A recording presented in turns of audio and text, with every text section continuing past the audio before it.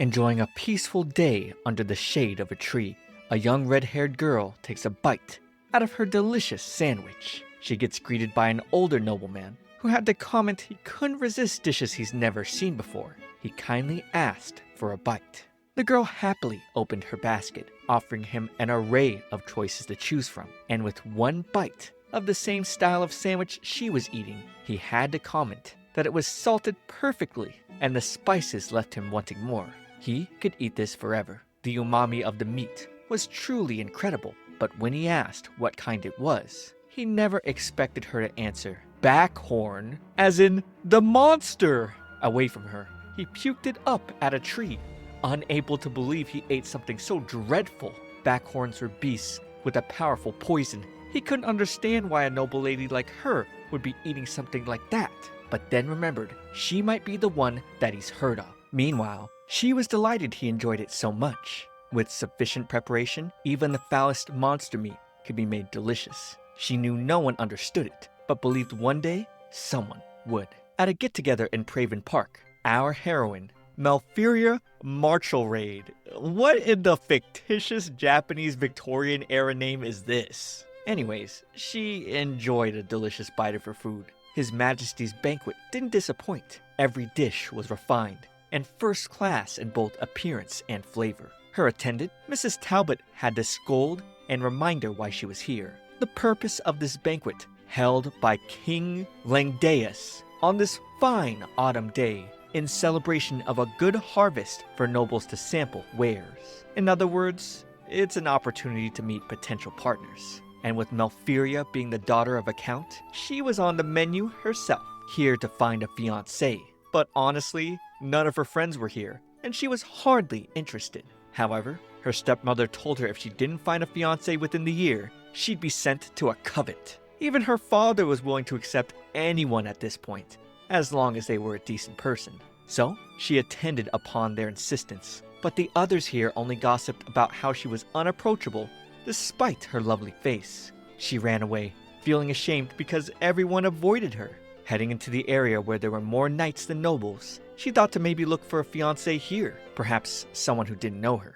She suddenly heard a woman scream about a monstrous beast, and everyone began to flee. She spotted a nearby elderly couple. The man's cane broke, and he couldn't walk, so Mel offered to help. But unfortunately, the monster would appear right behind her. It was a backhorn. These normally didn't appear in inhabited areas. She decided to lure the monster away from the couple, with her inadequacies running through her mind. She failed to find a fiancé, and now this. She didn't want to die here. Then suddenly, a silver-haired man would slice through the monster with his blade. In the blink of an eye, Aristide Rogier du Galbraith, the blood-mad Duke, had saved her. Somewhat deviously, he asked, "What is it? Do I scare you?" She gulped, slaughtering beasts to slake his thirst for blood. The blood-mad Duke was said to be an eccentric fiend, but in Mel's eyes, he was so beautiful. She gasped, getting up to tell him she was glad to see he was in good health. He came off as pretty aloof, asking if she was oblivious to the situation. But seeing the blood near his mouth, she quickly shifted things into asking him to rinse it, going into a rant about how Backhorn's blood may be completely corrupted with magic toxins. And while a live beast's blood was untainted, swallowing toxins could cause fevers or intense stomach pain. If it hadn't been mad, its blood could have been used to make sausages. He interrupted her rambling to mention she seemed quite knowledgeable, and only now did she realize she was getting deep into the weeds of it. She began to bow over and over to apologize, but he'd suddenly offer purified water so that she could be cured of any potential magic toxins. He then tried to take her away for her to get new clothes she could borrow, but she didn't want to impose, mentioning it was no worse than when she butchered a beast last week. He was stunned. He asked her name, so she bowed again, introducing her full title, and this made him laugh. He's heard of her. She was the girl who eats monsters, the voracious Villainess. In this world, there were magical beasts and unusual plants known as monsters, which were different from standard creatures. Due to the magic power they contained, consuming it might cause vomiting, stomach pain, and fevers. For this reason, they were typically disposed of once slain. Being the voracious Villainess, she felt it'd be silly to hide it now. She explained she wasn't actually interested in monsters, just food. He could hardly believe that beast looked edible to her. However, she licked her lips in affirmation. She couldn't help but wonder how she could prepare it to make it delicious. The Duke looked like he'd never seen anyone like her before. She felt she screwed up again. So she tried smiling, and it seemed effective, even though she perceived it as backfiring. He then took her hand again, and she thought, is this man not afraid of me? Now, far enough away, he had to ask if beast meat really was good, and how it tasted. She'd gotten this question before. Her answers usually ended with people finding her creepy. She described backhorn meat as a similar texture to beef, and very delicious. Since it was wild game, she put extra effort into tenderizing it. Then, it could be roasted or stewed. He was surprised, and now concluded that as long as the beast wasn't mad, its magical flesh wouldn't upset the stomach. She was surprised he caught on so quickly. She'd never gotten a reaction like this before from someone. He actually listened to what she had to say. She was so happy. She then explained that to make monster meat safe for consumption, the magic must first be removed by bleeding out with special tools. He then uttered her name, making her blush, as he asked her to prepare something for him sometime. Aw, they're pretty cute. With him grabbing her hands, she thought about how she's never met anyone like him, and he honestly couldn't wait to try everything she had to offer. At the House Galbraith Pavilion, he ordered his servant, Caus LaForge, to bring Mel a change of clothes. And then in another tent, he prepared a tub with water she could wash her face and hands in while she waited.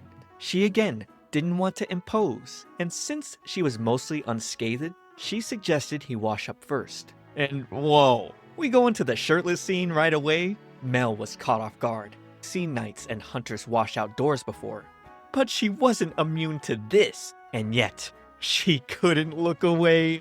Eris asked if something was wrong, and she couldn't help but reply that his physique was remarkable. He was a bit bashful, answering, "Oh, yes, I suppose. I do train." Mel detailed his magnificent display with the sword earlier. While washing up together, she asked if she could learn to behead a beast as well. He thought it was possible once you get the hang of it, but she wouldn't be swinging a blade with her slender arms. He told her to leave the fighting to him. She had to ask what he meant by that, and now he was flustered, quickly washing his hands and making the excuse he was just used to it. He turned it into offering to hunt down any monster she'd like to try, making her excited, because the great forest in his duchy was like the holy land of monsters, home to many rare species not found in her family's domain. The two got a bit touchy-feely with removing the blood off each other's faces, before Caus interrupted them, asking his lord how he could sit half naked before a young lady. Eris answered he wasn't completely exposed. However, Caus found it a hardly appropriate sight for the unmarried daughter of a count. Mel came out in a fresh, flowery dress, one that the Duke had borrowed from the Queen. She was gushing on the inside over how unbelievably cool he looked holding a monster's head, and all of Eris's men were shocked. Normally, when presenting a monster's head to a lady, they'd faint.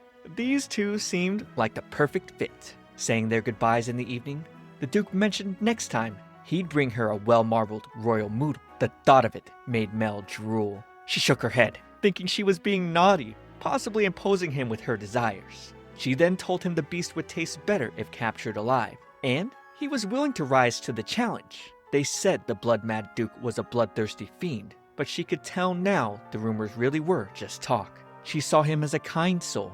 From inside her carriage, she offered him a basket containing jerky from Skitspit, a beast from her family's territory. He took a bite immediately, and Caus was not happy that he didn't have it go through a taste tester first, telling him to spit it out. Eris then shoved it in Caus's mouth, and the servant described a strong flavor with umami that spread throughout the mouth. It was delicious, and now Eris was hopeful for other beast dishes. Mel's eyes widened. She's creeped people out before. They've spread malicious rumors about and shunned her. She ducked below her window to let her tears run. She felt the Duke was too kind. Saying their goodbyes again, she assumed he was just being polite. Perhaps just curious to know what monsters tasted like, what the rumored beast-eating voracious Villainess was like.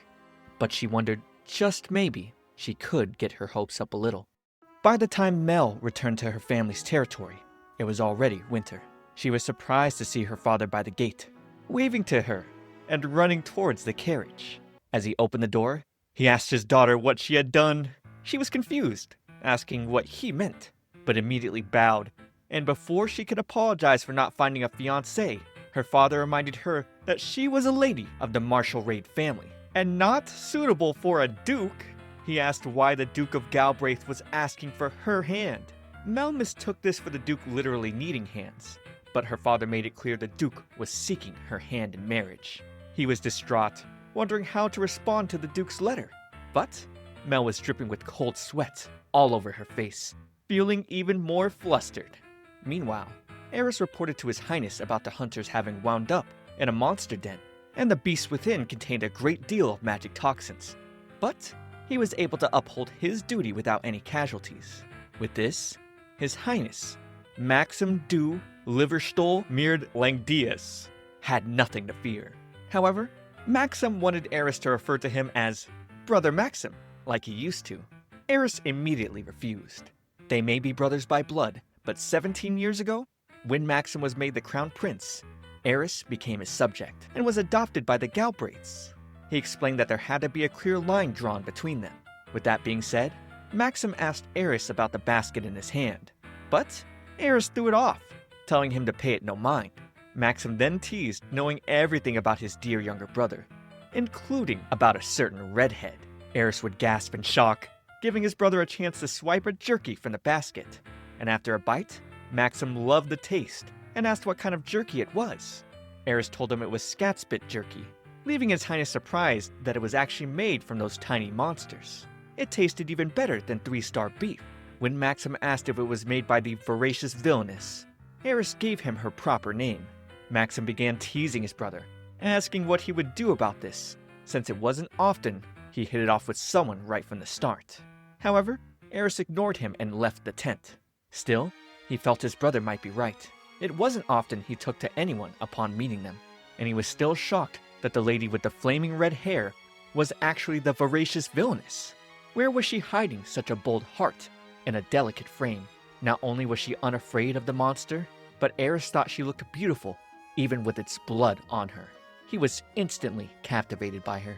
Kaus then reported that they had brought the Backhorn's habitat under their control. He then teased the Duke, asking if Mel would be joining them at future banquets. Eris asked if he was the one who informed Maxim about their encounter, but Kaus played dumb. Alone in the woods, Eris figured Mel didn't believe when he said he'd bring her a gift, and knew she thought he was just being polite. Recalling the tears he saw in her eyes back then, he vowed to never make her make that face again. Over at Mel's home, she wondered if the Duke had really sent the letter in such a luxurious jeweled case. Her father told her a messenger had come 7 days ago on a blaze eagle bearing the Galbraith family crest. Hearing this, Mel was shocked and jealous, wishing she could have seen the creature herself. He then asked her what really happened at the banquet, and her answer remained the same. She was attacked by a magic beast, and the Duke saved her. The letter read that the Duke had a rewarding time with Mel at the banquet, and would like to request her hand in marriage. Wondering how serious the Duke was, Mel felt he might have an ulterior motive. They needed a good reason to turn down a formal proposal from the Duke. But for now, her father would send a response. Later, Mel thought her father was right, considering she and the Duke had never met before the banquet. They just got excited about enjoying monster meat. And that's when it hit her. The earnest Duke had no one to share his desire to try monster meat with.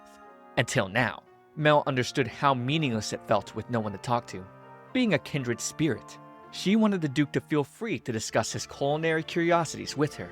Suddenly, the letter glowed golden with magic, and Mel heard a personalized message from the Duke about how boring the banquet was for him after she left.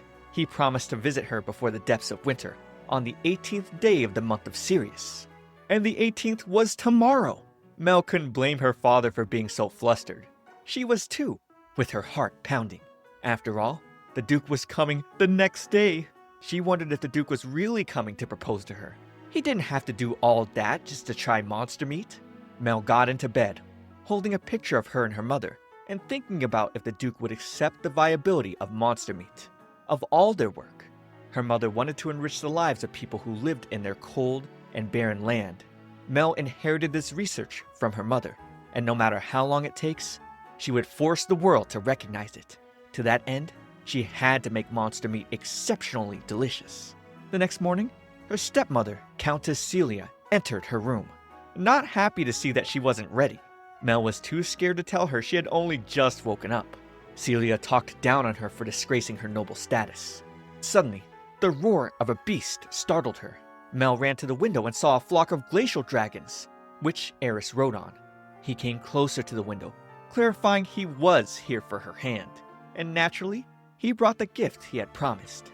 Mel would ask him to have the dragons land in the pasture to the north, while she finished her preparations. After closing the window, she buried her face in the curtain, completely flustered at how dashing Eris looked. The way he expertly rode the dragon was stunning. Moreover, it was a glacial dragon, which she'd never seen before. They were so different from the dragonlings around her family's territory. Celia interrupted her thoughts, telling Mel to inform her father that she wasn't feeling well. She was furious at Eris for showing up on a dragon, and now understood why people called him the Blood-Mad Duke. Mel then stopped her stepmother, letting her know that she did intend to accept the Duke's proposal with pleasure. When she met up with Eris, she explained she had only come back from the capital yesterday. She was still worried about her hair, but felt it would be worse to make the Duke and his men wait. Kaos would then apologize for the sudden visit, explaining that the Duke couldn't wait to see her again. Eris then asked where to deliver the gift. Seeing that there was actually a monster in the bag, she was so excited. She couldn't believe he actually brought one. Mel thanked him dearly and asked if she could take a peek. Getting closer to the bag, she noticed the monster wasn't moving and wondered if he had killed it. Eris took off the cover for her to see by herself. Looking at those horns and its golden fur, Mel had no doubts it was a royal moodle. Her eyes sparkled with joy. Moodles were white monsters with 2 spiral horns and 1 sharp pointed horn on their foreheads. Their beautiful pelts were highly prized, and royal moodles with golden fur were particularly valuable. However, their meat always got discarded, and Mel saw that as a waste. Seeing this specimen was quite rare, she asked Eris if he really wanted to give it to her. And of course he did. Grabbing her hand, he moved it close to the monster's heart, showing that it was still beating and alive.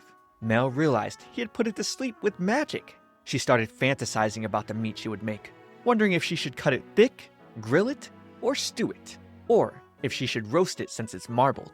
She could use the different parts to enjoy a variety of dishes. Mel couldn't thank the Duke enough, feeling overjoyed at receiving such a wonderful gift. Soon after, Mel's father came to properly greet the Duke.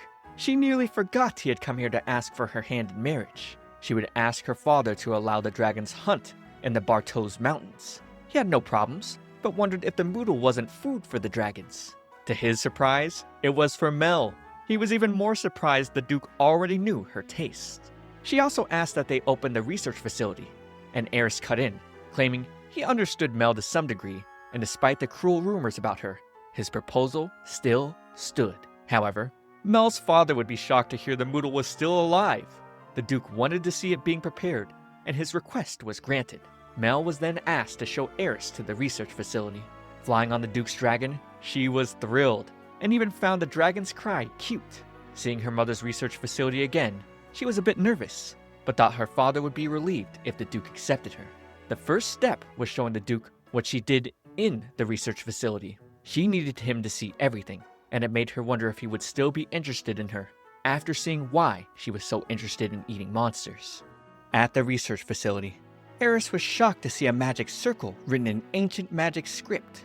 Mel's mother had created this, and Mel herself had improved on it. The inscription on it read, "I am the one who takes your life and sustains myself on your body." Seeing she used this to drain the magic from monsters, Eris asked if it wasn't difficult to do, using only the magic circle.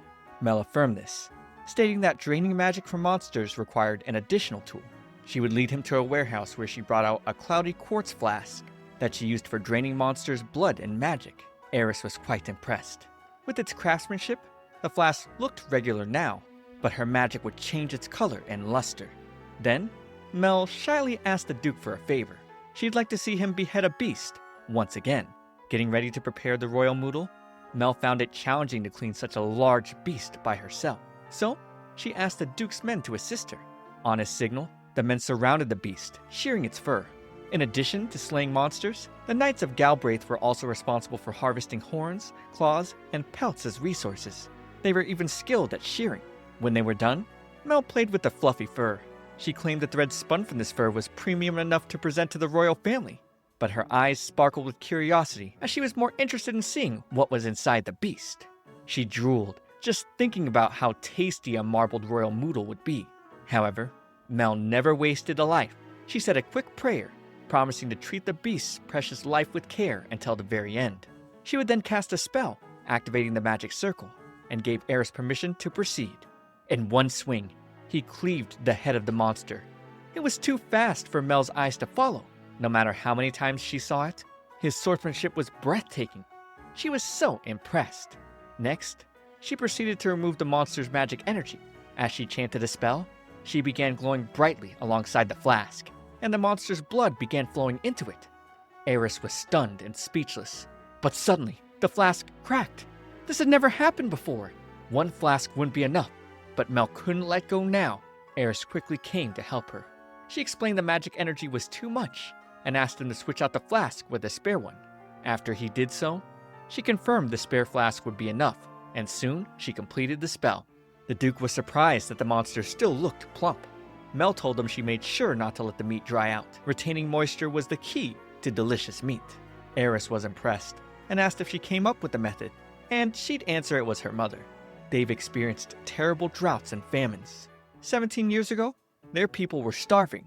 The Marshall Raid's lands were poor in resources, and the soil was barely fertile. So, Mel's mother began researching how to make use of their abundant monster population. If the process were made simple for anyone to use, it'd transform monsters from a nuisance to a tasty food source, and save the people. After her mother's death, Mel took over her research. Although lately, she seemed to be having a lot of fun sampling rare monsters. Eris then asked what she'd do with all the drained monster blood, to which she replied that she would use it to make fires.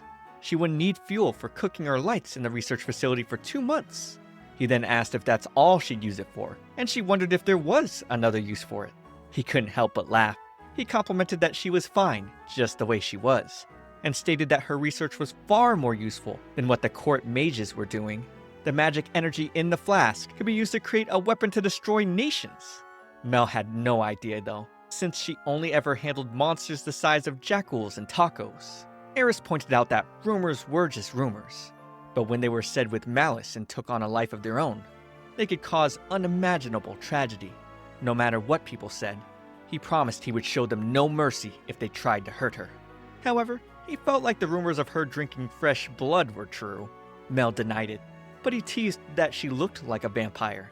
Actually, he was bewitched by her beautiful, flaming red hair and green eyes that shone brighter than beryl. He genuinely felt he'd be willing to give his life for her. Mel was flustered and told him to stop teasing her. Still blushing hard, she complimented how his eyes looked beautiful when they glittered with magic energy, and that he looked marvelous with his coat fluttering behind him on his dragon. And so, the two were left flush.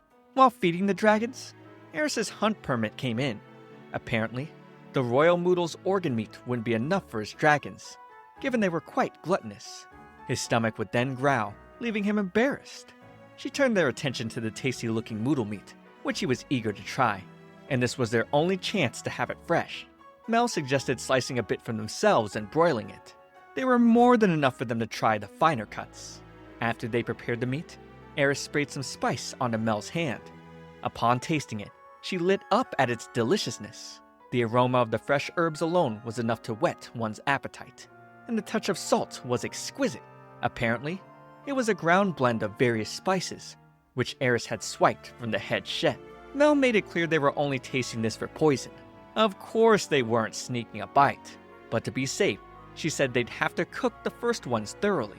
Eris saw this as unbearable torture, but it had to be done to ensure the best experience. Staring at the tasty meat, they were already drooling, but they still needed to turn them over and cook them again. Kaus would approach them, causing them to panic. The Duke handed him the permit, asking him to go feed the dragons, but Kaus asked him to go tag along. Eris replied he was busy with Mel. Then Kaus began teasing him for leaving his hungry crew to sneak a bite, so Eris would have no choice but to offer him a skewer. However, they still had the rest of the knights to feed. Kaus explained to Mel that the knights had only been eating dreadful monster meat, and he pleaded that she give them the honor of sampling the meat for poison. Afterwards, Kaus tried to taste the one Eris was holding, but the Duke refused. He then teased Eris for holding onto it because it was the first one Mel had cooked for him. Eris became flustered, and they started arguing. Mel then gave Kaus a skewer to taste, and as he took a bite, she was freaking out on the inside, curious to know how it tasted. Kaus then told her it wasn't gamey at all. Also, it melted and filled the mouth. It could practically be called a beverage. Eris could barely endure the torture any longer. Although it didn't upset Kaus' stomach, he mentioned that it takes time for magic to cause a stomachache. So, the Duke was left devastated. Mel had never gotten an upset stomach from magic toxins, and wasn't able to speak on the matter. But according to those who have, symptoms could appear immediately or as late as overnight. Hearing this, Eris knew he couldn't wait. He needed to have some now. His knights also agreed with him. Mel, as well, couldn't hold back anymore. She felt they all needed to have some before it got cold, and even if they got sick, they'd prepare medicine right away. So, she shared skewers with everyone, and they all took a bite. Immediately, they were mesmerized by how delicious it was. Even when slightly cooled, the fat hadn't solidified, and the meat was still juicy. Since the moodle was a herbivore, it had the rich, palate-bathing essence of fruit. Eris praised Mel for being a genius, but she gave all the honor to her mother's research. The Duke never thought monster meat could be this delicious. He only had terrible experiences since he never prepared them properly. And he didn't want to think of all the monster meat he had to discard up until now. When he tried sneaking another bite, Mel approached him. He'd panic, but she mentioned that she was thinking about heading into the lab. Upon entering the lab, Eris was amazed by how incredible it looked. He could tell it was an archetypal research lab. He then took a look at the scatspit spike Mel used in traps for capturing monsters. The Duke asked if the knights helped her in hunting monsters, and she replied that they did sometimes. Other times, she enlisted hunters from a nearby village. However, she often hunted alone. This made him question if the Count and the people took issue with her research. And Mel knew she couldn't stand in the way of their beliefs. She knew very well that everyone had complicated feelings about her and her mother's research. Even the people her mother saved from starvation hid the fact that they survived by eating monster meat. Eris referred to this as animism, or the belief that all objects, natural phenomena, and the universe itself possesses a soul or monster. In Mel's family's territory, there were many who believed in animism, which prohibited the consumption of monsters. Still, she couldn't live without her mother's research. Eris asked why she hadn't given up, seeing that the people didn't believe in her work. Mel then asked if he recalled what happened 17 years ago. He did, because it was the reason he was adopted out as a ward. He took her by the hand over to the couch and asked her to sit beside him. Then, he asked her how she became the voracious Villainess. To this, Mel would refer to him as Your Grace, but he'd prefer she call him by his name. He reminded her that he was here for her hand in marriage. Plus, he had done some research on her family. Mel saw herself as a girl with a questionable past, who was shunned by high society. She believed she'd be a burden if he married her. But Eris didn't want Mel to give up on her research, and stated with the Galbraith family, she could research to her heart's content. He wanted to know more about her. He wanted to know how she felt about him. Being the blood-mad Duke, he wondered if she feared him. He slaughtered monsters, lived soaked in their blood, and was Duke only in name. Mel was now speechless, realizing what he actually meant. Mel wouldn't dream of calling Eris scary. She told him he was quite gallant and handsome. This made him blush. He asked if she was sure, and Mel was confident that 10 out of 10 people would agree. He then looked away from her, making her wonder if she had screwed up again. She then complimented his hair, saying it was beautiful, like the color of the moonlight. When his amber eyes glowed with magic, it made her heart race. It didn't disturb her at all. The image of his golden eyes as he beheaded that backhorn was seared into her memory. Eris felt she was perhaps bewitched by the sight, but he was wrong. She would never forget his intensity. Mel mentioned that he was fulfilling an important role by slaying monsters, so she saw no reason why it would bother her.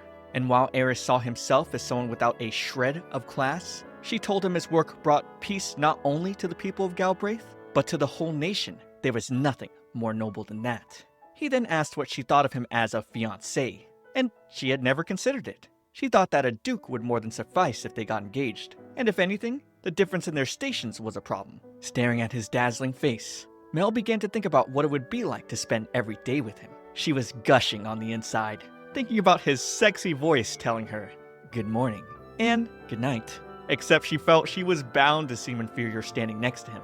since she was only ever interested in her research. She just wanted a partner who would let her do her thing. In other words, as long as her father gave his blessings, she'd get to spend her days in paradise. Mel then asked Eris why he picked her. She couldn't imagine his people would accept if he were to marry the monster-eating, voracious Villainess. However, he claimed his people would. He brought up the Urzine Woods, which was a large forest in Galbraith's lands and a treasure trove of monsters. No matter how many he hunted, the monsters kept coming, and he found it hard to dispose of their carcasses. Where monsters ran rampant, magic power accumulated, which eventually generated magic toxins that drove the monsters mad. He had to continue his hunt to prevent this. This was the fate of those who inherited the Galbraith name. Monsters were merely his quarry. It came as a shock to him, hearing Mel excitedly talk about wanting to eat them, and seeing how she prepared the royal moodle. Hers was a novel perspective. Eris's people had never thought there was a way to thoroughly drain monsters of their magic. She saw this as her only strength, but he didn't see it that way. After all, she was turning nuisance monsters into a valuable source of food. This made him certain she would be welcomed. If her and her mother's research saw the light of day, that was all she needed. The Duke vowed that with him, she would want for nothing more. He could protect her from all kinds of malice, and wanted to use her knowledge to help the people of Galbraith. Staring into his eyes, she wondered if he meant this. Was it okay for her to get her hopes up? She thought of this as a contract between her and the Duke, with no bittersweet romance involved. She would be delighted by his generous offer, and felt she wasn't deserving of him. Eris took this as her suddenly turning him down, but then she'd blurt out, "Please, I happily accept." Being only interested in her research, she couldn't do a single thing a lady ought to do. However, with the Duke hunting monsters, she could make delicious meals for him, so the monster carcasses wouldn't go to waste. She offered him some flasks to use, as that was all she could do, and if it wasn't enough, she asked that he do her the honor of marrying her. The Marshal Raid Knight Captain, Claude, would interrupt them, informing the Duke that the Count was ready to receive him in the drawing room. As Eris left, Claude warned Mel that perhaps it wasn't wise to discuss the matters of their land, or her research with someone she didn't know well. On their way, Eris already knew Claude was eavesdropping on their conversation. Granted, with the notorious blood-mad Duke proposing to the Count's daughter, he could understand why Claude was so guarded. Meeting with Eris, Mel's father asked if he was sure about marrying his daughter. The Duke let him know that the Galbraith family would be honored to have her. Still, the incident at the banquet bothered the Duke. That day was a dreadful bore for Eris. When the mad beast appeared, he was hardly surprised. He only meant to kill it and be done. But when Mel saw him drenched in blood, she didn't fear him, nor look away from his sight. He thought she'd accept him for who he was, but wasn't so certain. Mel's father was also concerned about her research and love for monster meat. But Eris encouraged it. The Count was happy to see he had taken a liking to his daughter. But then the Duke made it clear it wasn't a simple liking. He truly desired her. The Galbraith family was known for adopting its heirs for generations. So the Count asked why he sought a fiancée now. He laughed, hearing the Duke found his daughter soothing and charming. Mel was destined to live in disgrace if she remained in her family's territory where animism was widespread. If nothing changed, the Count planned to send her to a convent. He felt pathetic for being unable to protect his daughter. But Eris swore that when Mel joined the Galbraith family, he would protect her. 10 days after the Duke left, Mel was swarmed by different attendants helping her pack things from the research facility into her room. The Duke demanded she bring everything from the facility and left some knights behind to assist her. Since his visit, they were now officially engaged. She noticed the contract seemed to have powerful magic cast on it. Eris told her not to worry, explaining it was his vow that their engagement wouldn't be broken off. Besides, he wanted to meet her sincerity and resolve. While they stared at each other romantically, her father would cough to interrupt. In their private meeting, Eris revealed it was Mel's father who spread rumors about the voracious Villainess amongst high society. By tarnishing her reputation, he protected her research from those who might want to use it for evil. But from this point on, the Duke subtly warned him to refrain from doing so in the future. The two made sure to keep this a secret from Mel. Afterwards, Mon informed her that the dragons would transport the royal moodle by air. He then asked what they'd do with the moodle's golden fur.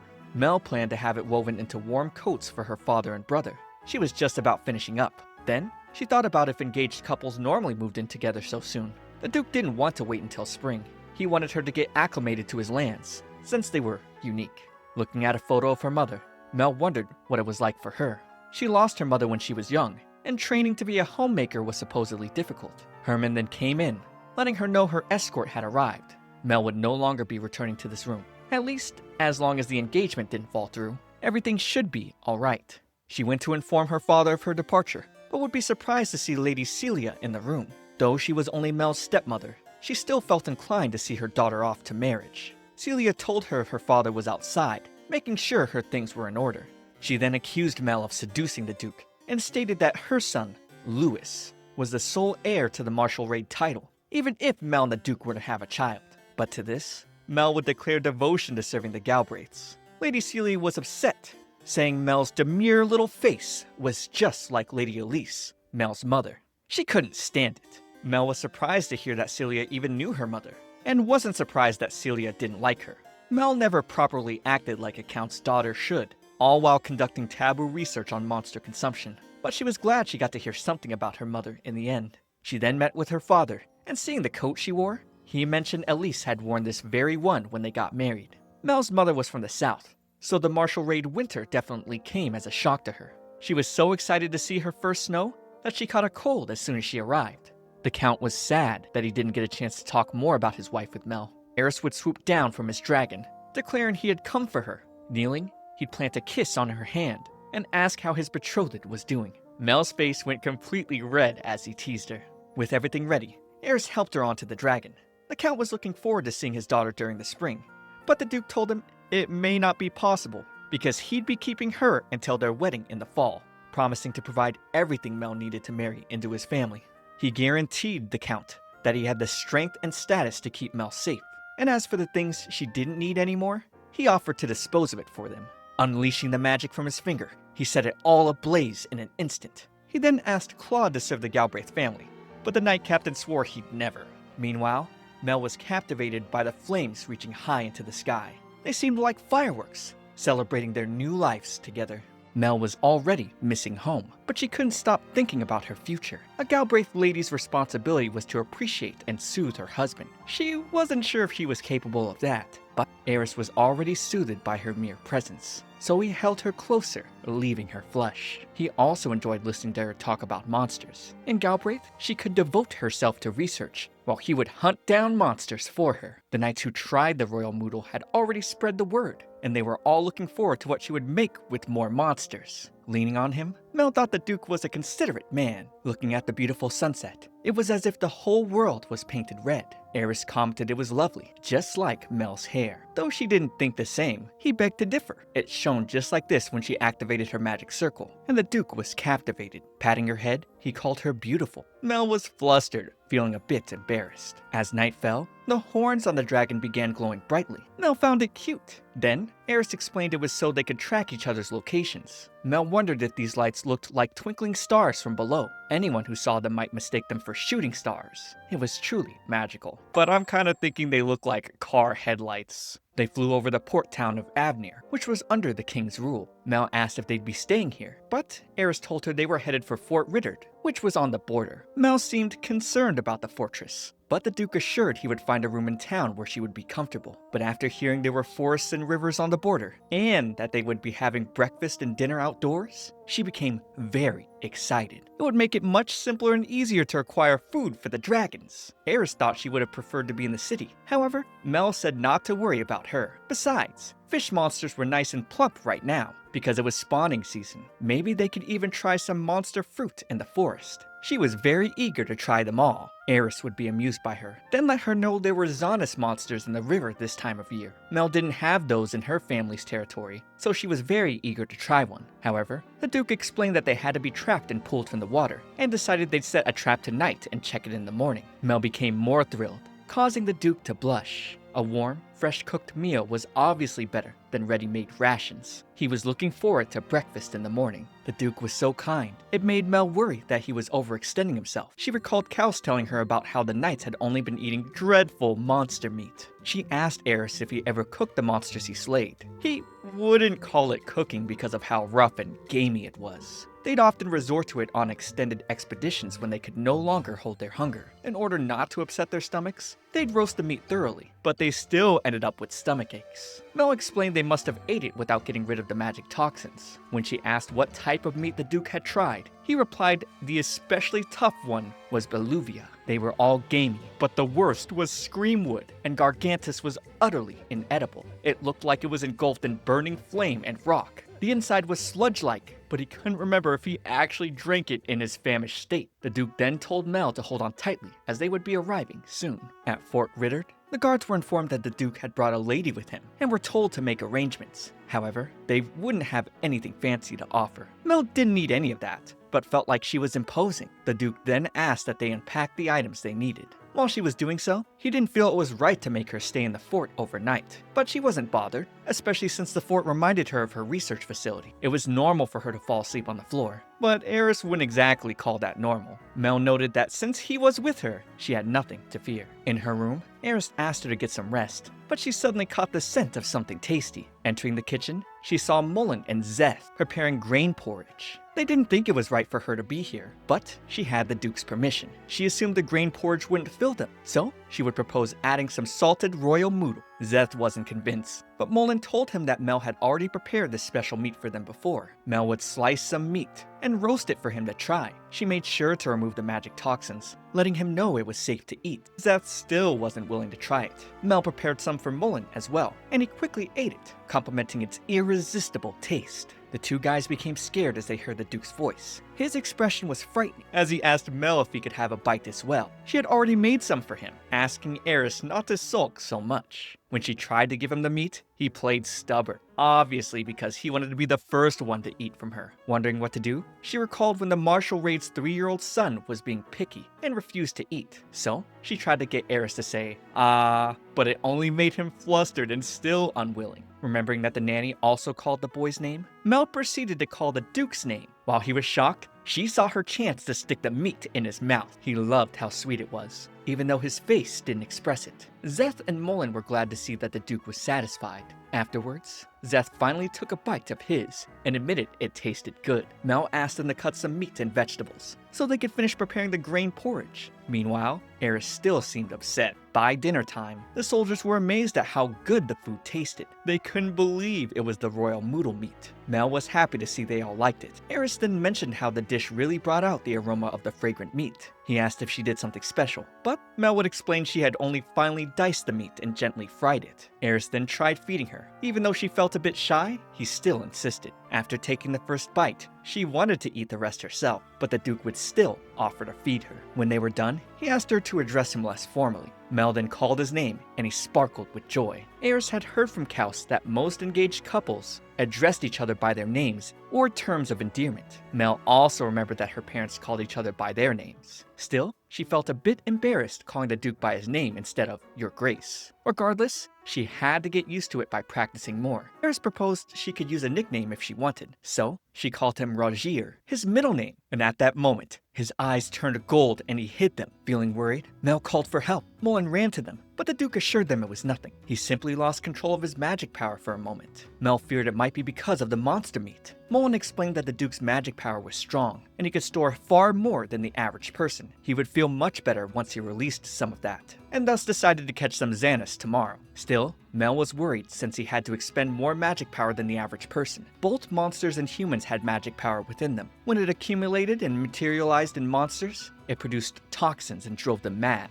Mel pondered how it would affect humans. She was scared the Duke might end up like her mother. At a young age, Mel cried beside her sick mother. Unlike monsters, humans had weak and frail bodies. Mel's mother was born with strong magical power, so it frequently went out of control. When she accumulated too much inside her, she'd sometimes get a fever and become bedridden. Mel wished there was something she could have done to help, but her mother promised she'd get better, only to eventually die. People assumed she died to poison from eating monsters, but Mel didn't believe that. Her mother's magic circle was incomplete. The magic power she extracted from monsters accumulated in her body and turned into toxins because she couldn't break it down. Her magic was beautiful. Her hair would glow bright red like fire, and her eyes glittered like jewels. In Mel's eyes, she was as beautiful as a fairy from a fairy tale. Mel loved watching her. While doing research, she found a book explaining loss of control over magic power. Humans, who were weaker than monsters, could not tolerate accumulated magic toxins. Their bodies would fail before they went mad, and they perished. Being a child back then, Mel couldn't save her mother, but now she promised to do her best for Eris and complete her research. Mel would awaken from that dream, noticing it was early in the morning. Seeing the Duke's coat covering her, she recalled pacing up and down her room last night because she was concerned about it. She eventually fell asleep on the floor, and the Duke, finding her, carried her to bed. Mel's face went red with embarrassment. She would meet him in the dining room, and he apologized for making her worry. He confirmed that the magic power in him hadn't materialized. Then he'd hug her, showing that he was fine. He came so close to her face, it was making her heart race. But Mel noticed his temperature was as cold as ice. The Duke had gone into the river earlier, and since it was a cold autumn night, it made Mel even more worried. She feared he'd catch a cold, but just having her hand on his face was enough warmth for him. After returning his coat, he mentioned that they had caught something she would find interesting. Eris pulled her closer, stating they would be warmer this way. Mel couldn't help but wonder if he had decided to act like a spoiled child today. Eris revealed he hadn't killed the Villainess yet, and they would most likely still be swimming in the metal net as they speak. Mel couldn't go back to sleep since it was almost done, so she wanted to start cooking the Villainess right away. However, she wanted him to get some rest first, but Eris said he was feeling fantastic. After all, being with her soothed him. She complained about how dirty she was, but he was even dirtier.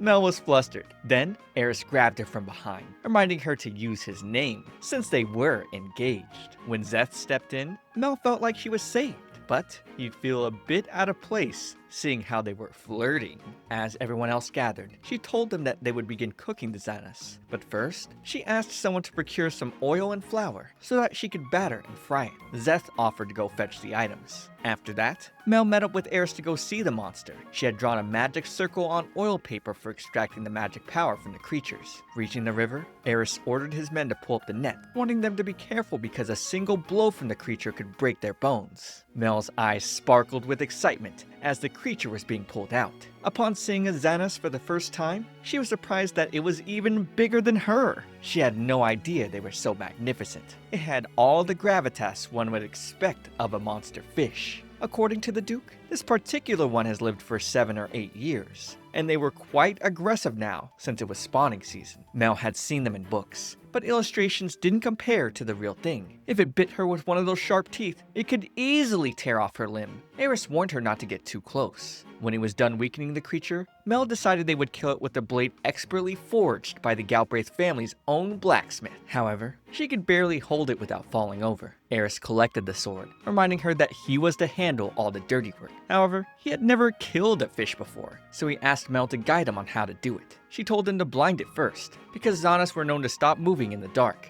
After she covered the monster's eye with a cloth, it stopped struggling. Then, she asked the Duke to stab it behind the eye and above the gills, and then twist his blade. With this, he'd be able to kill it in one strike. Following her instructions, they were able to kill it swiftly. Wow, she's very ethical with this. Afterwards, Mel asked everyone to stand back as she placed all her magic circles on the creature. She never wasted a life, promising to treat the monster's precious existence with care until the very end. Then, she would begin chanting her magic, draining the monster's magic power. She noticed there wasn't much blood, but the magic power inside was so thick. On the other hand, she felt more embarrassed about how much she stood out due to her glowing hair. Mel gave Eris the flask to hold on to. After measuring the Villainess's magic power, she wanted to remove its head, organs, and scales, but she couldn't keep asking the Duke to do it. So, she requested that he teach her how to behead monsters. Patting her head, he called her Melfi. Ooh, he's got a pet name for her now. Then told her that he beheaded countless monsters, but he enjoyed nothing more than cooking monsters with her. Likewise, she felt the same. In her family's territory, she did most of the cooking and research alone. She never had fun like this with the hunters and knights, helping her break down the monsters. Mel cheered them to chop off only the head and remove the scales with the skin. Eris would ask her how he should behead the fish, and she told him to start left of where he stabbed earlier. Then, he'd have to cut diagonally from the gills to behind the dorsal fin. It was quite a challenging angle, but with the Duke's magical eyes, he cleaved the head of the Villainess with one clean strike. Mel was impressed by how skilled he was with the blade. The cut was so clean, leaving the fish perfectly intact. Even Mullen was enamored by the Duke's skill. It wouldn't be an exaggeration to call his perfectly efficient moves divine. Hearing how impressed Mel was with his skills, Eris became bashful. She thought he was so cute whenever he did this, but he always sulked when she mentioned it, so she decided not to.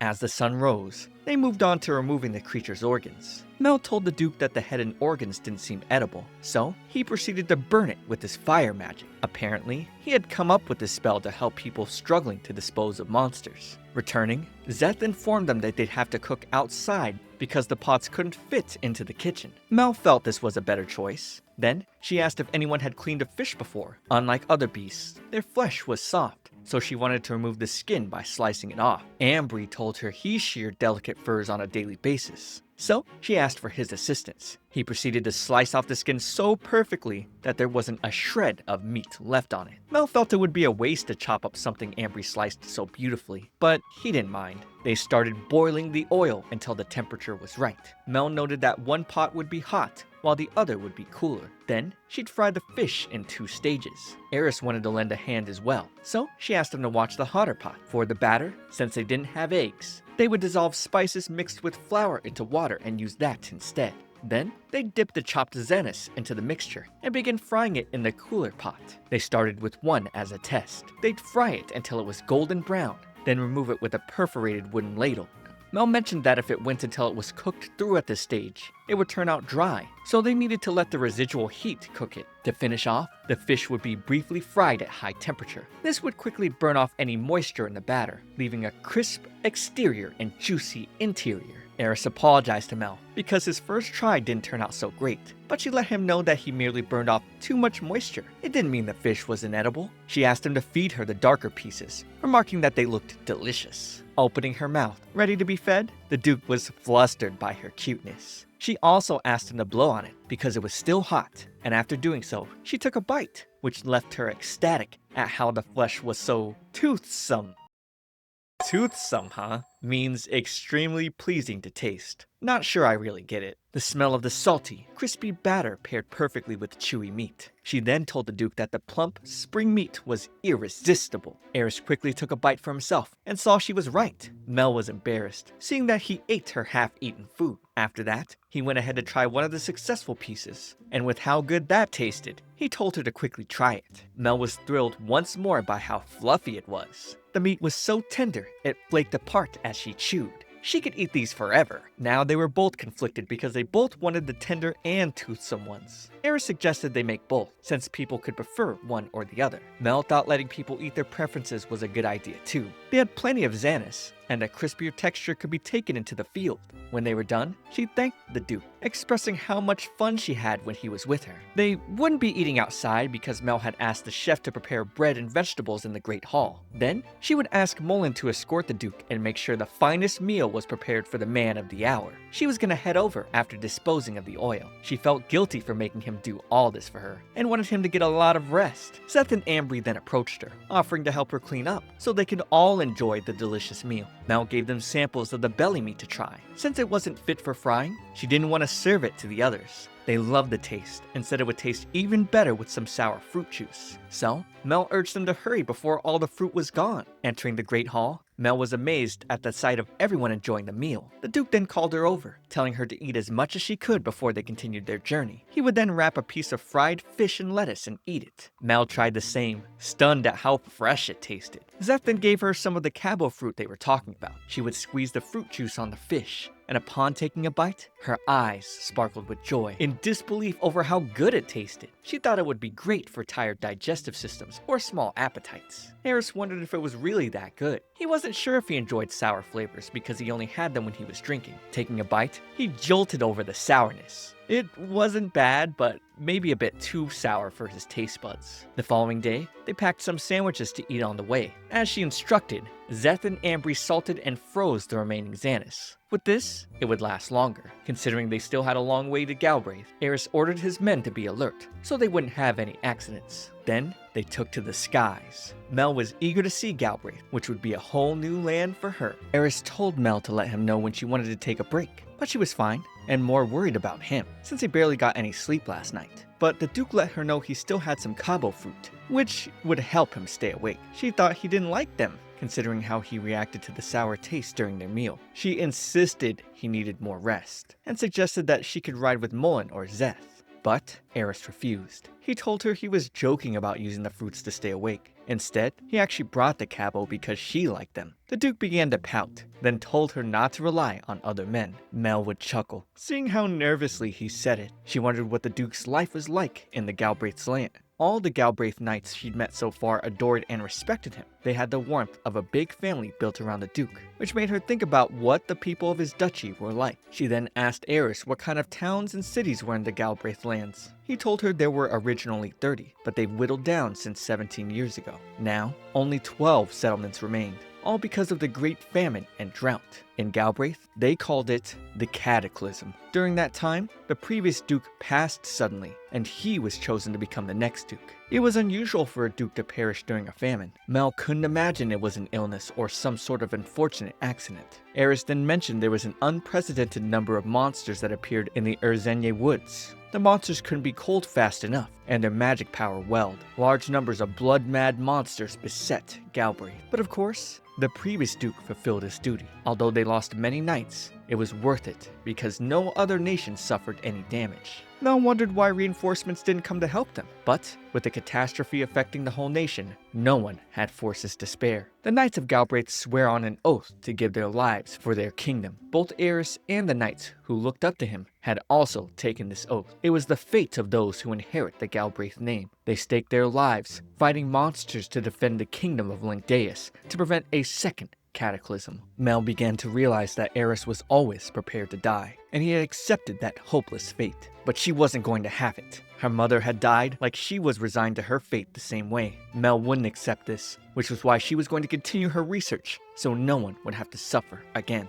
If Mel was also at the mercy of fate, she wanted to think it was fate that brought them together. The Duke took her hand and lightly kissed her head as he apologized, saying it's not like he didn't value his own life. Feeling it may not serve as an oath since she wasn't a knight, Mel took the Duke's hand, kissing it, and letting him know that the magic circle she was researching would definitely be useful to him. She would vow to do her best to protect him and his knights from harm, and asked Eris to consider living his life with her. Eris was stunned by her words. Still, it didn't mean he'd let her get exposed to danger. They both wanted to protect each other. Though Mel's methods were different from his, she wanted to protect him and the others. Her gaze was earnest. Flustered, she told him not to say it wasn't possible, and her words delighted Eris. But he didn't know what to say. He didn't want to make her sad, but always thought it was a matter of time. He then decided to tell her an old story. Of course, no matter how little, Mel wanted to hear about him, and he too was dying to know what she thought of him. And though they were just engaged, he felt a powerful desire not to disappoint her. Eris's desire to hide the pathetic parts of himself and his desire for her to know everything about him were fighting within him. But there was no changing the past now. The Duke revealed that he was born as the second son of the previous king of Linkdeus, meaning he was a prince. When he was much younger, his older brother, Maxim, bore the same golden hair and deep purple eyes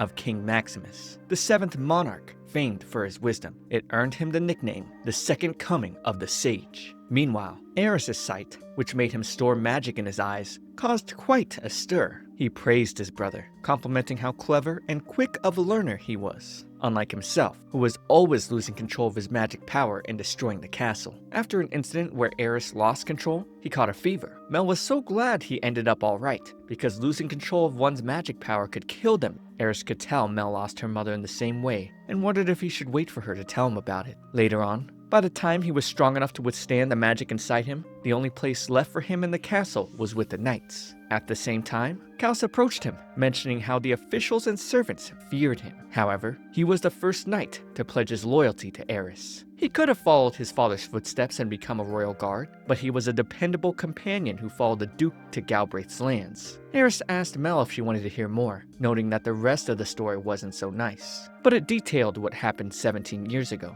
Mel wasn't sure, since it was one of their nation's secrets. But Eris felt it was alright to tell her, since their engagement had the king's approval. It was quite a surprise for him. The Duke had never wanted to marry anyone, but quickly changed his mind once he met Mel. 17 years ago, to prevent succession dispute, Mel's father, the previous king, made him the next Duke of Galbraith and subject of his older brother, who would inherit the throne. At the time, the kingdom was weakened by the drought and famine gripping the domain. The nobles were on the brink of rebelling, leaving the king with no other choice But some of the nobility advocated for the extreme measure of making Eris the crown prince and sending him to attack other nations. They wanted to expand their territory by conquest under a magically powerful prince with his sight. Due to this, internal conflict broke out between the pro and anti-war factions. Kaus's father was dragged into it, resulting in his death. Eris eavesdropped on some maids gossiping about the fighting over food and water, and they heard monsters were attacking too. He quickly rushed to his elder brother, agreeing to inherit the Galbraith name so Maxim would become king. He didn't want a tragedy like this to happen again. Though the situation was sad, Maxim agreed with his brother, and so he announced to the people he would be succeeding the king to end the suffering as quickly as possible. Years later, he told his brother that hunting monsters couldn't be the Galbraith Knights' sole purpose. He wanted to give them something more. So, Maxim proposed they earn a post with the Royal Guard after 5 years of service. Kaus also mentioned they were exploring uses for the monsters they've hunted. Some monsters were sources of rare materials, so it'd be a waste to simply dispose of them. They wanted a crown to buy whatever was usable, and Maxim agreed to pay handsomely, depending on the quality of the material. Though Eris felt this only worked because he and the king were brothers. Mel believed it was a wonderful system. It worked because so many monsters lived in Galbraith, and they had strong knights to exterminate them. The Duke was still willing to lay down his life in case another cataclysm occurred.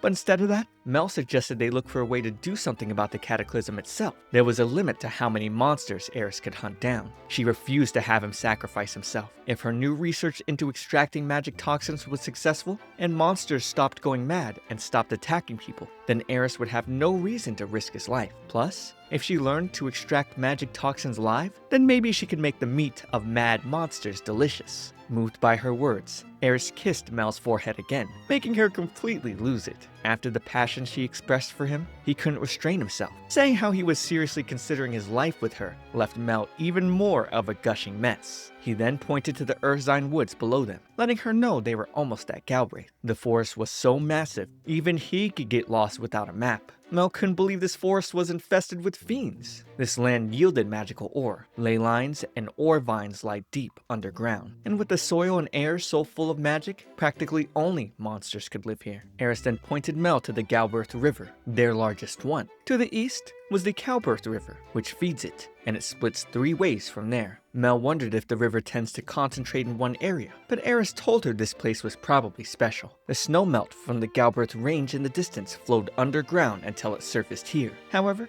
it all dried up during the cataclysm 17 years ago. If a river this incredible dried, Mel thought Marshall Raid wouldn't have stood a chance. She also wondered if the Duke knew how such a widespread drought occurred in the kingdom of Langdeus. But before she could ask, Eris told her to turn around because the way she was sitting was dangerous. Suddenly, he got word that a flock of Bourguignon was on their tail, and there were about 200 of them closing in. So, Eris decided to take point, and he needed 2 knights without cargo to bring up the rear. Zeth and Eric agreed to handle that. Eris would give Mel some wind goggles, apologizing for how things went with Galbraith, but she understood. He explained that the Bourguignon used an acceleration spell to hunt in flocks. However, it was rare for them to attack a group. Once Mel was ready, the Duke unleashed his acceleration magic, flying at an incredible speed to get away from the monsters. Getting closer to the ground, it looked like they were about to crash. Mel held in her scream as they lifted higher into the skies. While trying to think of something else, she recalled these monsters were carnivores and wondered if they'd yield tasty juices. She was curious to know how tough their meat was, imagining if they could be good stuffed with herbs and cooked whole or roasted in a pot.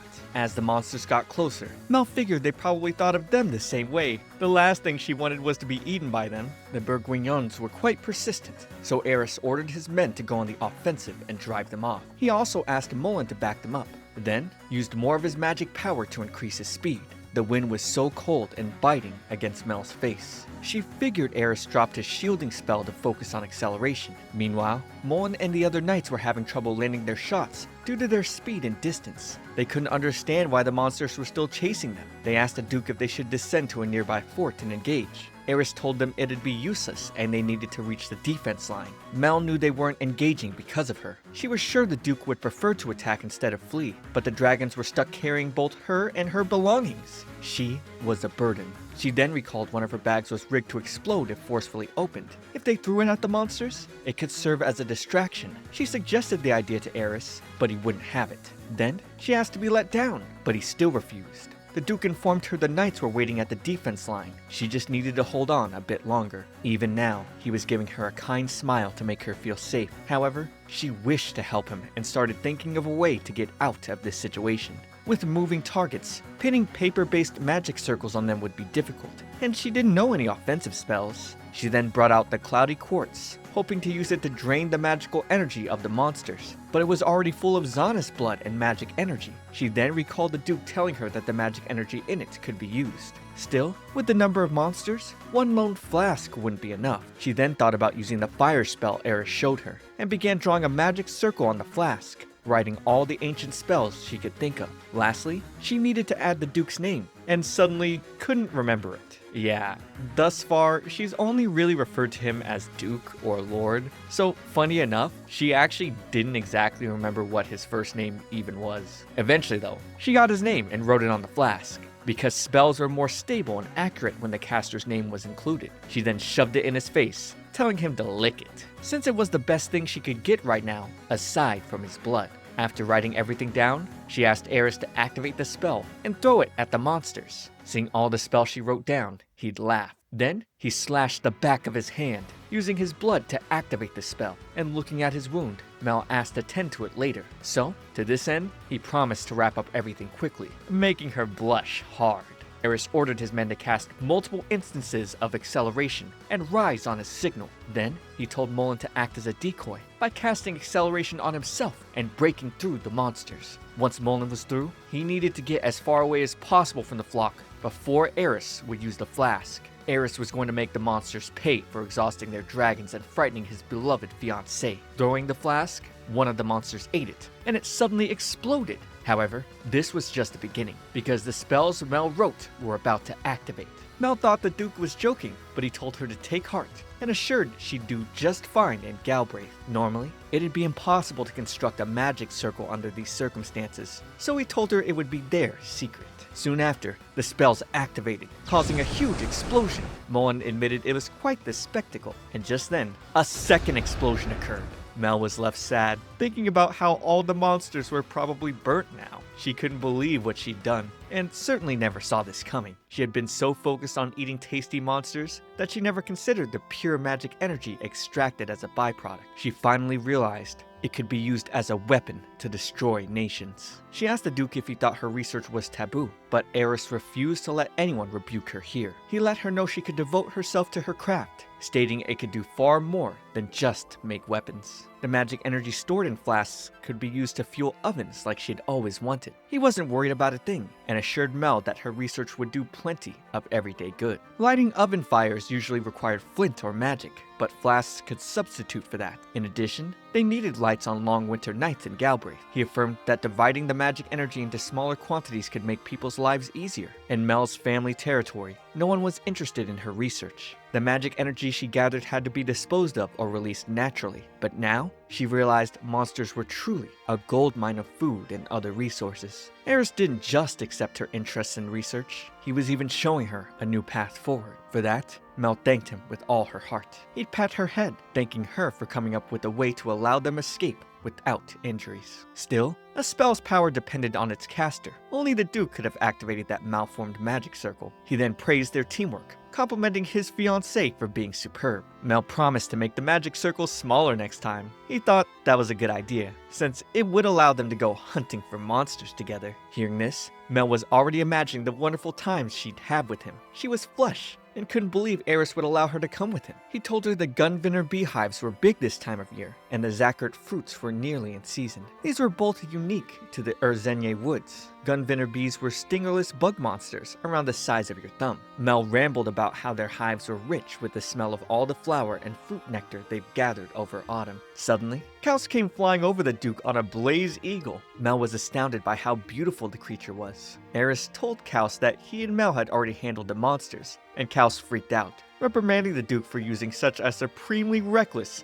diabolical, and brutal spell in Mel's presence, not knowing she was the main culprit. Kaus seemed very worried about Mel, and she let him know that she was fine. When she tried to explain it was her idea, more knights showed up, complimenting how lovely she looked. Her face went red with embarrassment. She wasn't used to all the compliments. The Duke would cover her with his cloak, telling his knights to stop staring, but they all tried to steal a look. Soon after, they arrived above Eris's residence. Since the place was needlessly large, he permitted Mel to use any room she liked. It looked like a fortress to her. She'd have believed if he told her it was a royal castle. The Duke praised her keen eye, explaining that the Duke of Galbraith, generations ago, built this to combat monsters. Years later, it became a town, known as Midlake, and some called it a fortress city. This also meant that monsters from Merzenier Woods occasionally came here. Some monsters resided in the grasslands and preyed on wagons traveling along trade routes. However, Eris told Mel that their day-to-day wasn't as fraught with danger as it used to be. She noticed the construction still looked quite solid.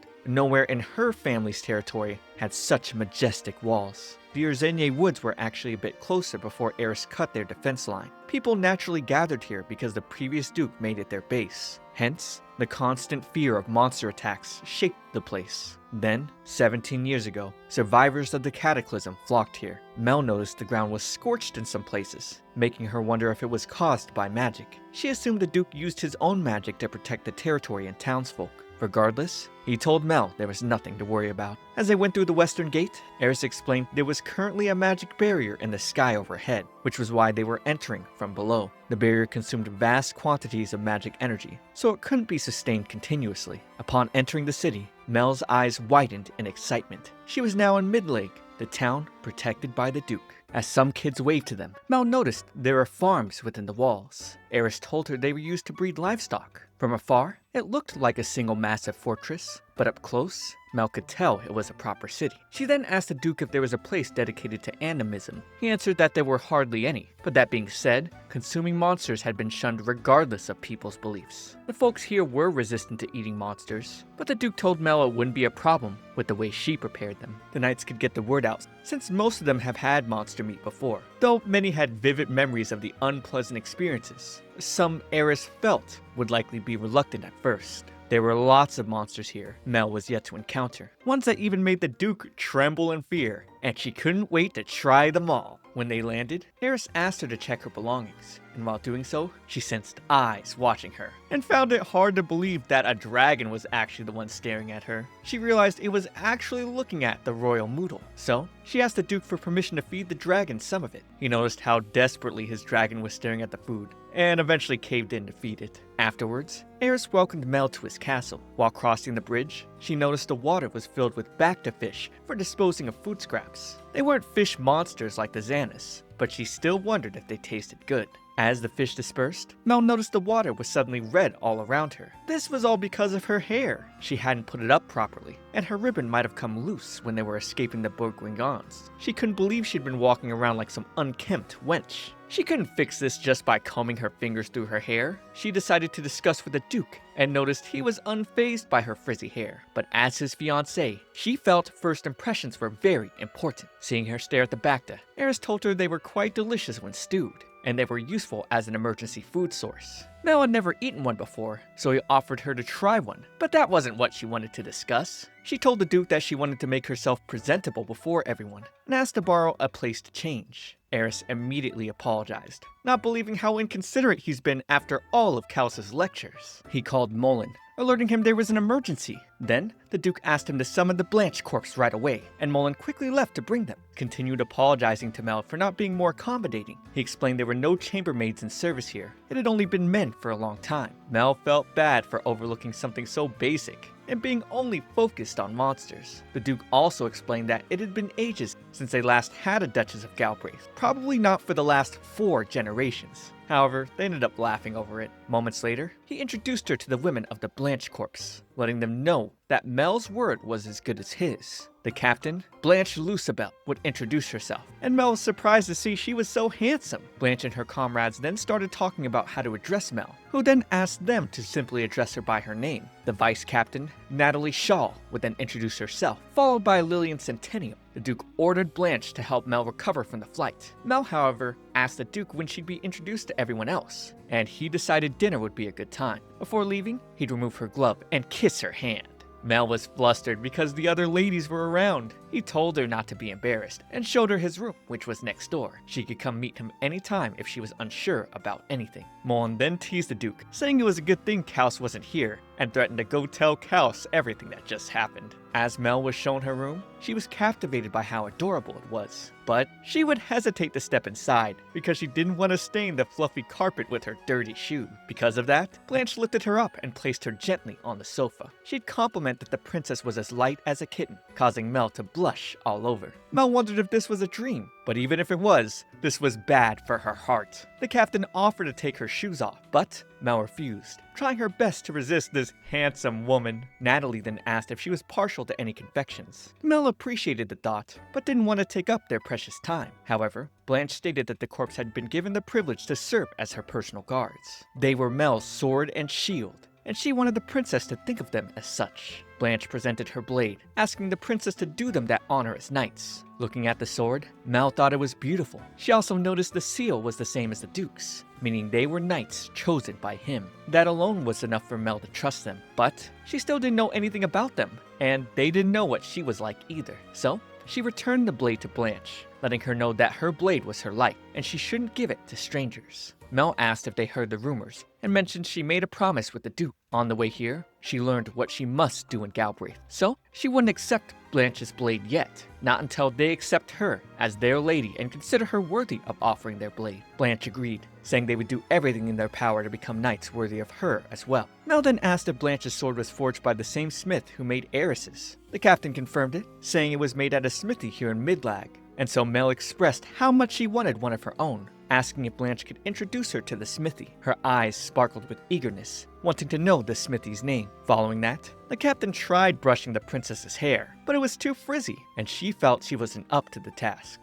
Mel would ask her to make the hair fluffy, since the Duke liked it that way, and Blanche saw this as a vital mission that had to be seen through. After untangling Mel's hair with perfumed oil, she would rinse it and fluff it up. Mel apologized for making a knight do such a thing, but the captain mentioned that she used to brush her daughter's hair when she was little. Mel freaked out, realizing Blanche was married. The captain didn't just have one child, but two, a daughter and a son. Her daughter wanted to be a knight just like her. Their father was distraught over the idea, but Mel thought lady knights were wonderful. Blanche was proud to be a knight of Galbraith. At the same time, she knew how difficult it was to serve as a knight here. Yet, she wondered why Mel still wanted to carry a blade. And the princess, of course, explained she needed it to butcher monsters for eating. Her relationship with the Duke all started because he was interested in trying them. She then asked Natalie to find her work tools in her luggage. And seeing the knives, Natalie could tell the blades had been worn down to less than their original size. As Lillian asked Mel if she really ate monsters, Natalie scolded her for being rude. But Mel understood their curiosity and explained how it all began. Lillian thought it was wonderful, complaining that no one ever let her try out monster meat. With the Duke's permission, Mel could prepare some Zanis and royal moodle for her. Lillian expressed her excitement, asking if monsters were delicious. Because of this, Blanche would dismiss her. However, Mel stopped her, asking for Lillian's age. Lillian responded she was 15, but in Galbraith, she would normally be considered an adult until at least 17. However, since she'd been knighted,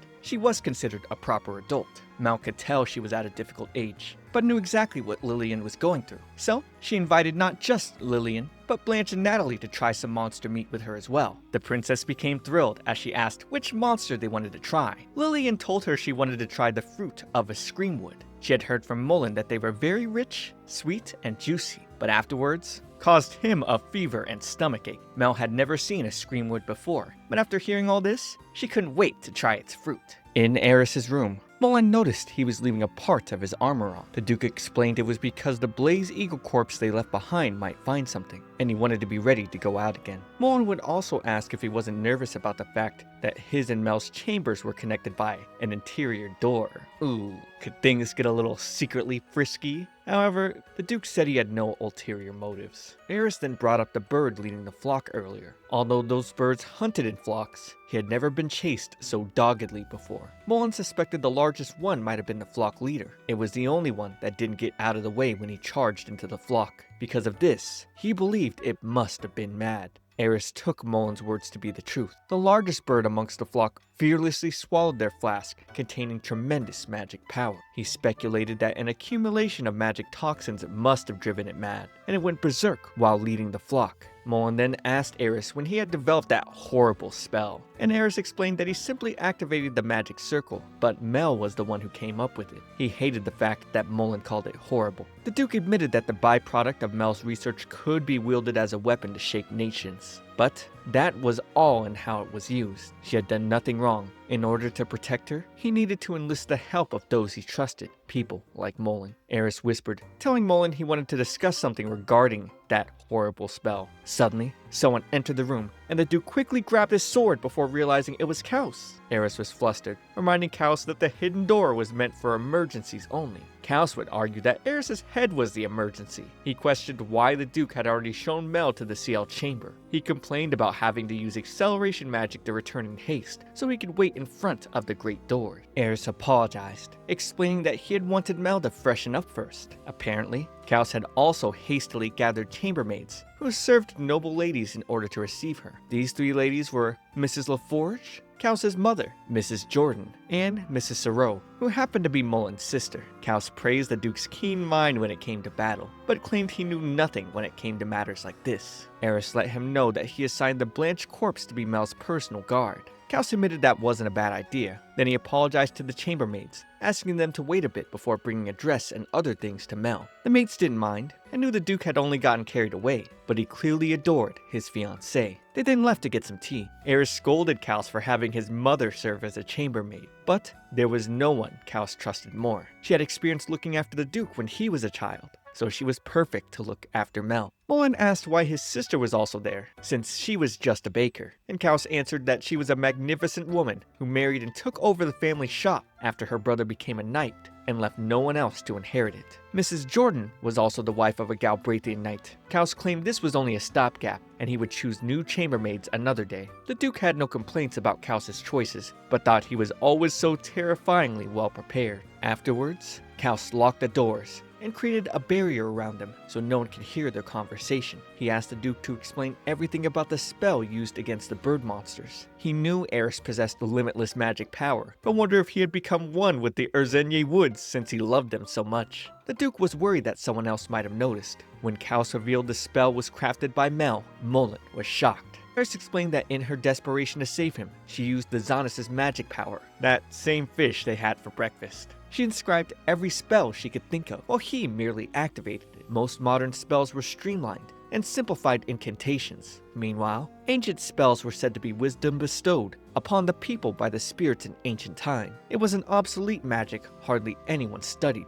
anymore. Kaus then confirmed he was taking good care of Mel's research materials. He had even placed extra seals on the flask containing the Royal Moodle's magic power. Eris then told Mullen to keep this a secret until the matter was settled. Then, he assigned Mullen to protect Mel alongside the Blanche corpse while continuing his Dragon Knight duties. Mullen asked if she wouldn't be safe in Midlag, but Eris told him there were too many people here. Instead, he had prepared a secluded room he was using to serve as her research lab. He would not stop her research because if it would allow them to consume monsters safely, Galbraith would change for the better. Eris decided to discuss this with Mel, too. Although she was a good person, it was possible she didn't understand there were those who would use her work for evil, and so he swore to protect her. Moments later, Mel was distraught as Eris informed her that the men they left behind had reported that more Bourguignons had gone mad. She asked if it was such an emergency that he had to put them down, but Kaus explained that this was an everyday occurrence in Galbraith. Mel wanted to help, but the Duke told her to simply stay and wait for him. He promised to take care of the monsters quickly, and when she addressed him as Your Grace, Eris reminded her she was supposed to call him by first name. Mel was flush, complaining about how he liked to embarrass her. He asked if she remembered what a duchess's duty was, to which she responded it was to appreciate and soothe the Duke. He then hugged her, saying he found her cute side very soothing. He'd ask her to treat him to a delicious meal when he returned. As long as it tasted good, he'd even take the Bourguignon. He found it motivating to imagine he was going off to hunt ingredients. Mel could tell that he was emphasizing that he wanted monster meat. By asserting that in front of the Blanche corpse and other knights, they would more readily accept her research. She believed that was his intention. Eris then asked her if there was any monster she was interested in. Mel thought it'd be brazen to request something major, but since he was offering, she asked for the fruit of a screamwood. The knights were stunned by her request. She mentioned it was something Eris ate once and regretted, but Mullen thought it was sweeter than nectar. He confirmed it was really a screamwood, but speculated it was overripe because the fruit was black. However, it was fragrant and sweet. Filling his mouth with delicious happiness, he ate so many that cleansing water was ineffective, and a terrible fate befell him later. Mel was curious as to how two people had different experiences eating the same fruit. Regardless, she awaited the Duke's safe return. He'd give her another warm hug before leaving, and also told her that her research materials were taken to a room he used to use. On another morning, Blanche could see that Mel barely got any sleep. Mel complained about the attacks from the mad flock of birds. She considered offering another explosive magic flask, but the only one she had left contained the Royal Moodle's magic energy. Its energy was so dense and plentiful, it might even catch the Duke and his men in the blast. She was frustrated, seeing that all she could do was wait. Blanche assured her that the Duke would return soon, and asked her to come have breakfast. She'd then lead Mel to the room that would serve as her research lab from now on. Mel was impressed with the room. Not only were her materials there, but there were also interesting looking grimoires and documents too. But for some reason, she didn't feel the slightest bit of interest at the moment. Because the Duke hadn't returned, Mel spent her days eagerly awaiting for him to come back safely.